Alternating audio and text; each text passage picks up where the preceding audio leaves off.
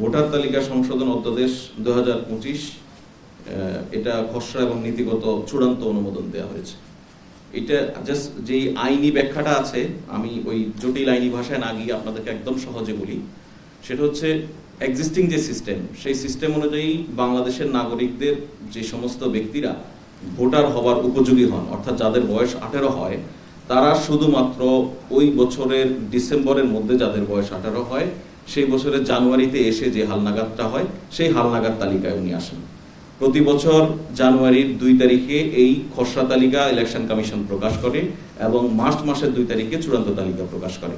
তাহলে দেখা যায় যেটা, যে পরবর্তী যে নির্বাচনটি অনুষ্ঠিত হয়, সেই নির্বাচন অনুষ্ঠিত হওয়ার আগে যে সমস্ত নাগরিকরা 18 বছর বয়সে পৌঁছান, অর্থাৎ ভোটার হওয়ার জন্য এলিজেবল হন, তারা ওই ভোটে ভোটাধিকার প্রয়োগ করার সুযোগ পান না, তারা এই তালিকা থেকে বাদ পড়ে যান। তাদেরকে পরবর্তী নির্বাচনের জন্য আবার অপেক্ষা করতে হয়।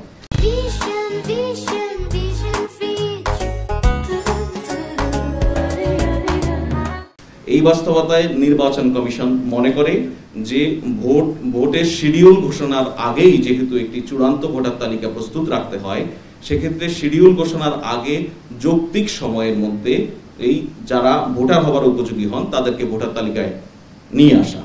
এটার জন্য যেটা করতে হবে, ধরুন ফেব্রুয়ারিতে একটা ইলেকশন, তার 2 মাস আগে সর্বোচ্চ শিডিউল প্রকাশ করা হয়।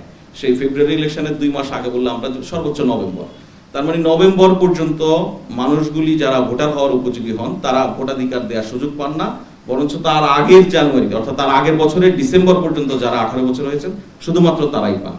আজকে যেই আইনটি অধ্যাদেশটি অনুমোদন হলো, এর ফলে অন্তত ডিসেম্বরে যদি ভোট হয়, অর্থাৎ যখন নির্বাচনের শিডিউল ঘোষণা হবে তার অন্তত 1 মাস আগ পর্যন্ত যে সমস্ত ব্যক্তিরা 18 বছর বয়স হবেন, ভোটার হওয়ার জন্য এলিজেবল হবেন, তারা ভোটার তালিকায় অন্তর্ভুক্ত হওয়ার সুযোগ পাবেন। ধন্যবাদ।